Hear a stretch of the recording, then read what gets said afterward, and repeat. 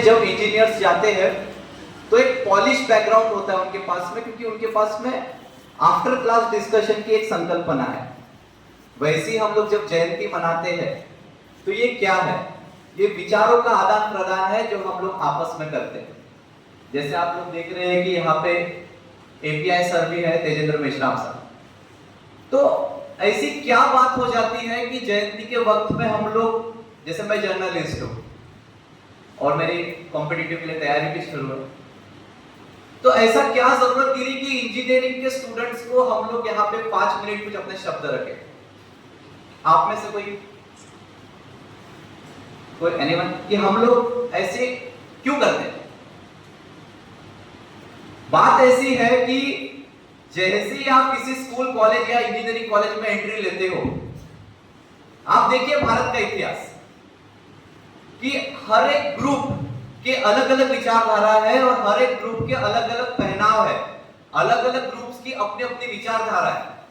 पर जब संविधान बना तो आर्टिकल 14 से लेकर 32 तक आप जब जाते हैं तो एक ही भाव आपको देखने को मिलेगा, वो है क्वेश्चन करने का, इक्वलिटी टुवर्ड्स जस्टिस का।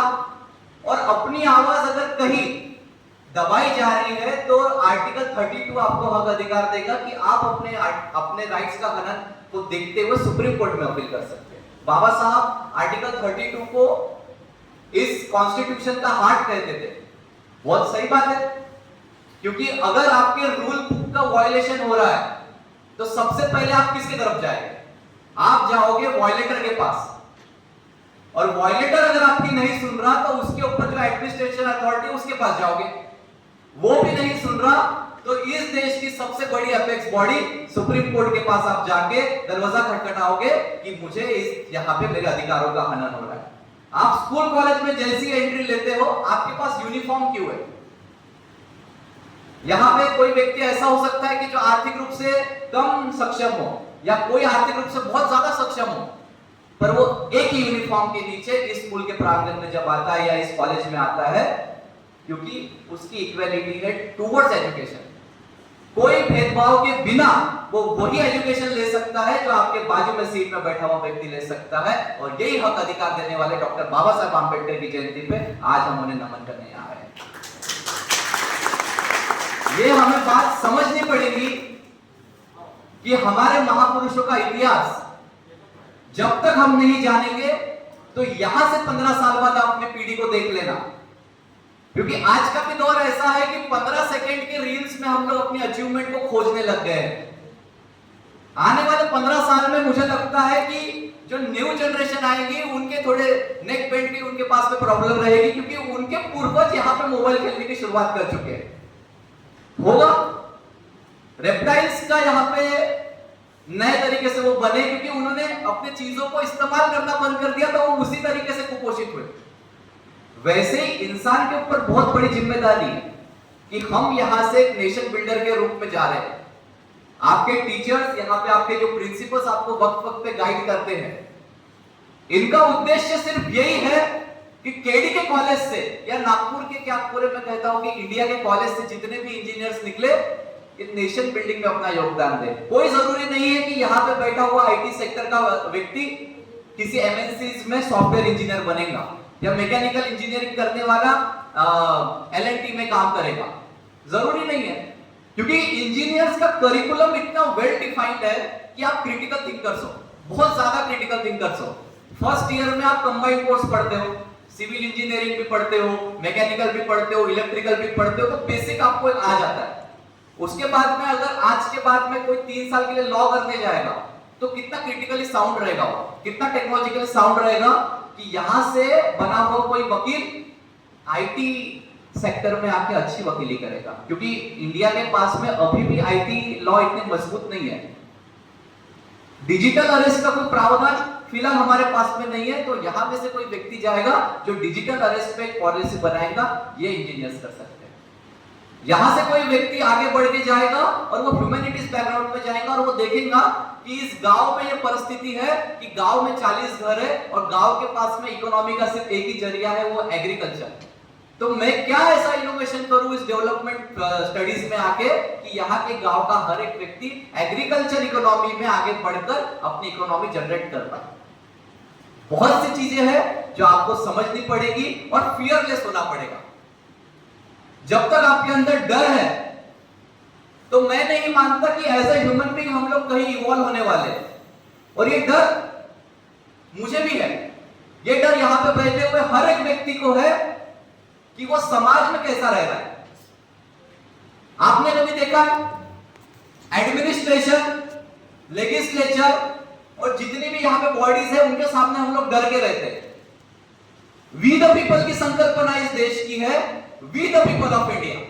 आप जैसे ही जन्म लेते हो यहां पे आपको पुलिस मिल जाती है, यहां पे आपको सरकार की हर एक सुविधा मिल जाती है। क्या कभी आप एप्लीकेशन लिख के देते हो कि हमें सेफ्टी चाहिए? क्या कभी आपने एप्लीकेशन लिख के दिया कि हमें शेल्टर चाहिए? क्या कभी आपने एप्लीकेशन लिख के दिया कि आपको फूड चाहिए?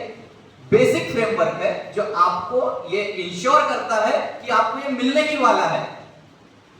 तो इस देश की सबसे बड़ी अगर कोई पोजीशन है जिसको बिन मांगे सब कुछ मिल जाता है वो है ह्यूमन बीइंग, पीपल। बाद में एडमिनिस्ट्रेशन वगैरह सब आता है। तो ये बात आपको समझनी पड़ेगी कि बिना भेदभाव के जब संविधान आपको सब चीजें प्रोवाइड करता है तो आपके मन के अंदर का डर आपको कमजोर बनाता है। ये आप बात आपको ध्यान में रखनी पड़ेगी। एक और बात मैं जब देखता हूं कि भारत में वर्ण व्यवस्थाएं थी और बाहर में अश्वेत और श्वेतों की लड़ाई है। जैसे हम लोग सोचते हैं कि अमेरिका आगे है। डिस्कशन का सबसे बड़ा पार्ट इंजीनियर्स का कि टेस्ला अमेरिका के पास है, अमेरिका के पास में इनोवेशन है, अमेरिका के पास में स्पेस एजेंसीज है, रशिया के पास में भी अच्छी है, चाइना के पास में, जापान के पास में। पर भारत कहां पोटेंशियल खो रहा है? तो भारत के पोटेंशियल खोने की बहुत सारी चीजें ऐसी मैं मानता हूं। सबसे पहले कास्ट डिस्क्रिमिनेशन, उसके बाद में कैपिटलिस्ट डिस्क्रिमिनेशन। कास्ट अगर काम नहीं भी करे तो यहां पे क्लास प्रिविलेज काम करेगा। और जब दोनों इंटीग्रेट हो जाएंगे तो समाज का जो सबसे बड़ा तबका है वो हमेशा इफेक्टेड रहेगा, क्योंकि दोनों साथ में इंटीग्रेशन में काम कर रहे हैं। ये आपको समझना पड़ेगा। अमेरिका में आपने ब्लैक को राष्ट्रपति देखा, बराक ओबामा को आप सबने राष्ट्रपति देखा। वो तो अश्वेत थे, वो तो उनका ओरिजिनेशन अफ्रीका से, उनके पूर्वजों का, पर वो यूएसए जैसे कंट्रीज के राष्ट्रपति बनते हैं। तो ये पॉसिबल क्यों है? असर्शन।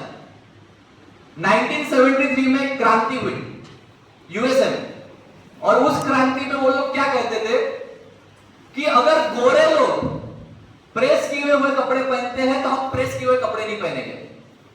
अगर ये लोग बाल काटते हैं तो हम लोग बाल नहीं काटेंगे। अगर ये अच्छा दिखने को अच्छी प्रायोरिटी मानते हैं तो हम अच्छा नहीं दिखेंगे। मतलब काले लोगों ने गोरे लोगों का विरोध करने के लिए उनकी द्वारा की गई चीजों का विरोध करना शुरू किया। अगर ये लोग सुरीला गाते हैं तो हम लोग सुरीला नहीं गाएंगे। रैप, आप सब लोग रैप सुनते हैं। बस वही चीज है कि जहां पे असर्शन शुरू हुआ, जहां पे विद्रोह शुरू हुआ, वहां पे इंसान की प्रगति की शुरुआत 100% होगी दोस्तों। ये मैं आपको आशा करता हूं। ये तब तक पॉसिबल नहीं है अगर काले लोग वहां पे अपना विद्रोह नहीं दिखाते, तो मैं नहीं मानता कि बराक ओबामा जैसा व्यक्ति वहां पे प्रेसिडेंट बन सकता था। भारत में भी ये पॉसिबल है, भारत में भी ये 100% पॉसिबल है अगर भारत के बजट का मेजर हिस्सा एजुकेशन को दिया जाए। ये मेरी खास भूमिका है। आपके जीडीपी का 22% डिफेंस में खर्च होता है। Can you believe this? कि जिस देश में आपको सिर्फ 22% लिटरेट लोग दिखते हैं, आपको लगता होगा कि सभी लोग ग्रेजुएट हो रहे हैं, पर आप अपने कॉलोनियों में, अपने बस्तियों में जाके देखिए, ग्रेजुएशन रेट ही नहीं है। ड्रॉप आउट रेट कितना ज्यादा है। तो उस देश में जहां पे ग्रेजुएशन ही कंप्लीट नहीं कर पा रहे, तो हमारे पास में 22% डिफेंस सेक्टर क्या कर रहा है? 2% हम लोग खर्चा करते हैं। कितना? 2%। मतलब मिनिमम 2 लाख करोड़ के आसपास हम लोग खर्च करते हैं एजुकेशन पे। पर इससे हमारा काम नहीं चलने वाला। मैं आप सबको ये इसलिए बता रहा हूं क्योंकि आने वाले 5 साल में हम नेशन बिल्डिंग की तरफ काम करने जा रहे हैं, और ये हमारे हाथ है और ये हमारी आंखें हैं जो समाज के अंदर रिफॉर्मेशन लाने का काम करेंगे। हमको किसी के ऊपर डिपेंड नहीं रहना। कभी भी लीडरशिप सिलेक्टिव नहीं हो सकती। यहां पे एक जन भाषण देके जाकर कोई क्रांति नहीं ला सकता जब तक यहां पे बैठा हुआ हर व्यक्ति ये ना सोचे कि हम भी एक आगे लीडर है।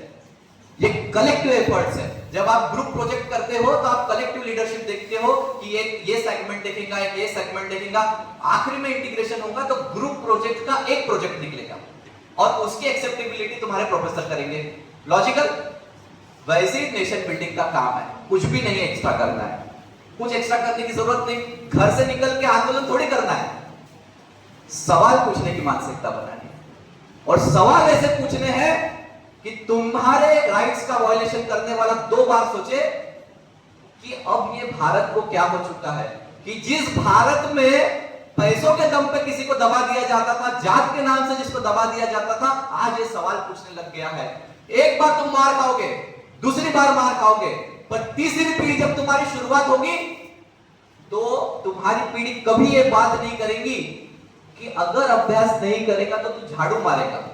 तुम्हारी ऐसी पीढ़ी की शुरुआत होगी जो कहेगी कि एक झाड़ू मारने से भी, झाड़ू मारने वाले के साथ में भी हमारा जो व्यवहार है वो समानता का रहेगा, एक प्लम्बर के साथ भी हमारा व्यवहार समानता का रहेगा, एक इंजीनियर के भी साथ हमारा व्यवहार समानता का रहेगा। ये नोशन आप लोग तैयार करोगे। ये समानता है, मैं मानता हूं। ये समानता नहीं है कि हम सबको कलेक्टर बनाने लग गए। समानता यह है कि जो इंसान जिस परिस्थिति में जैसा है उसे हम लोग उसी तरीके का व्यवहार करेंगे, उसके साथ में हम मानवता के रूप में रहेंगे। मानवतावाद और आंबेडकरवाद ये दोनों हमेशा साथ में चले, ये दोनों कहीं अलग अलग नहीं थे। इसलिए बाबा साहब आंबेडकर ने टेक्नोलॉजी के भी ऊपर कहा। आपने कभी 51A पढ़ा है? फंडामेंटल ड्यूटीज का सेक्शन आप खोलिए कॉन्स्टिट्यूशन का, बहुत बेसिक, कि हम लोग हार्मोनी क्रिएट करेंगे, हम लोग ब्रदरहुड के साथ में रहेंगे, हम लोग एनिमल प्रोटेक्शन के लिए काम करेंगे, हम लोग यहाँ पे एक ऐसी संस्था बनाएंगे जो क्वेश्चनेबल हो, बहुत कुछ। हम लोग बहुत निग्लिजेंट है अपने चीजों के लिए। जितना समय हम लोग अपने मोबाइल में दे रहे हैं, जितना हम लोग अपने राइट्स को जानने के लिए कर दे, तो मैं नहीं मानता कि हमारे पास में अनएम्प्लॉयमेंट का फैक्टर कहीं काम करेगा। क्वेश्चनेबल बनिए और ऐसे नीतिमत्त समाज की शुरुआत कीजिए जहां पे करुणा हो। विदाउट कंपैशन हम लोग कहीं नहीं जाने वाले, क्योंकि तुम्हारे देश में जन्मे बुद्ध बाहर के देशों में उनकी जो वैल्यूज अडॉप्ट हुई तो देखिए उनकी प्रगति का लेवल क्या है। हर जगह आप देखेंगे तो वैल्यूज का जो क्रिएशन है वो आपको देखना पड़ेगा, ह्यूमन राइट्स की परिभाषा आपको समझनी पड़ेगी और तभी जाके हम लोग करेंगे। रिजर्वेशन बहुत हीटेड टॉपिक है। हम लोग देखते हैं कि रिजर्वेशन इंजीनियरिंग कॉलेज में, क्योंकि मैं भी इंजीनियरिंग कॉलेज में था, रिजर्वेशन कहा जाए तो 2 सेक्टर बढ़ जाते हैं। एक सेक्टर कहेगा कि तुमको फ्री में यहां एजुकेशन मिल रहा है, एक सेक्टर कहेगा हमको मिल रहा है, हम शेड्यूल कास्ट से, बट दोनों ही यहाँ पे ब्लाइंड है कि उसको नहीं पता कि उसको रिजर्वेशन क्यों मिल रहा है और इसे नहीं पता कि ये विरोध क्यों कर रहा है। 100% में 14% अगर आपको रिजर्वेशन मिलता है तो ये वो लोग हैं दोस्तों जो विरोध करते हैं। ये डिप्राइव्ड लोग हैं, ये वंचित तबकों के शोषित लोग हैं जिनके पास में हिस्टोरिकल बैकग्राउंड है, इसलिए उनको रिजर्वेशन नाम का एक अफर्मेटिव एक्शन मिला कि वो अपने आप को स्टेबल कर पाए और एक समानता के लेवल पे ला पाए। और जिनको लगता है हमको नहीं मिला, तो उनका सवाल इन लोगों से नहीं जो रिजर्वेशन पा रहे हैं, उनका सवाल उन राज करते शासन से होना चाहिए जो ये नियम बना रहे हैं। हम तो कहते हैं कि एजुकेशन फ्री होना चाहिए, चलो हम तो बोल ही नहीं रहे कि एजुकेशन के लिए पैसे लगे, पर स्टेट क्या कर रहा है और स्टेट प्रोवाइडर क्या कर रहा है कि वो रेगुलेशन ही नहीं करता कि ओपन वाला 70-80 हजार भरे। ये सवाल हम दोनों का है और दोनों को इसको सॉल्व करना पड़ेगा। जब आप अपने 2% के बजट को 20% पे लेके जाएंगे तब जाके आप हैप्पीएस्ट कंट्री बन पाओगे। ये देश हैप्पीएस्ट कंट्रीज में भी 144 रैंक पे है। मतलब हम लोग इतने दुख भरे वातावरण में है कि हर जगह दुख है 144 कंट्रीज में, और फिनलैंड जैसे छोटे छोटे देश वो नंबर 1 पे, क्योंकि वो एजुकेशन पे खर्चा कर रहे हैं। हम यहां से बाहर निकलेंगे तो कोई भरोसा नहीं कि कौन कहां पे दुखी हो, झगड़ा करे, क्या करे। इसको बदलने के लिए आज से हमको 20 साल का प्लान बनाना पड़ेगा और वो 20 साल के प्लान में आप लोगों को भी भागीदारी करनी पड़ेगी कि हम लोग कलेक्टिव एफर्ट लगा के इस सिस्टम को कैसे बदलें। तो मैं यही मानता हूं कि जो आदित्य और उनकी टीम ने यहां किया, जो यहां के सर ने हमें मौका दिया, मैं मानता हूं भले ही यहां पे चेयर खाली हो जाए पर जो विचारों की चेयर यहाँ पे भरी हुई है, वो अपने थॉट्स को लेके अपने दोस्तों के बीच में भी जब जाएंगे तो समानता, करुणा और प्रज्ञा की भावना लेकर चलेंगे और अपने कैंपस से ऐसा एलुमिनाई नेटवर्क निकालेंगे कि आने वाले 5 साल में यहां पे बैठा हुआ हर व्यक्ति अच्छी पोजीशंस पे जाए, एक नैतिकवान आदमी बने, ह्यूमैनिटेरियन ग्राउंड्स पे काम करे और हम लोग एक अच्छी सोसाइटी का निर्माण करें। बस यही हमारे डॉक्टर बाबा साहेब आंबेडकर जयंती के समय में प्रण हो सकता है। आप आफ्टर क्लास डिस्कशन की शुरुआत कीजिए। आप इंडस्ट्री बेस्ड आदमी बने, कोई प्रॉब्लम नहीं है, पर उसके साथ में आप थोड़ी सी अपनी थिंकिंग को अपलिफ्ट कीजिए। यहां से हम जब निकले तो हम लोग अपना अप्रोच ग्लोबल रखें, ये भी आपको देखना है। आप बड़ी बड़ी यूनिवर्सिटीज में जाइए, आप यहां से फॉरेन की तरफ जाने की कोशिश कीजिए।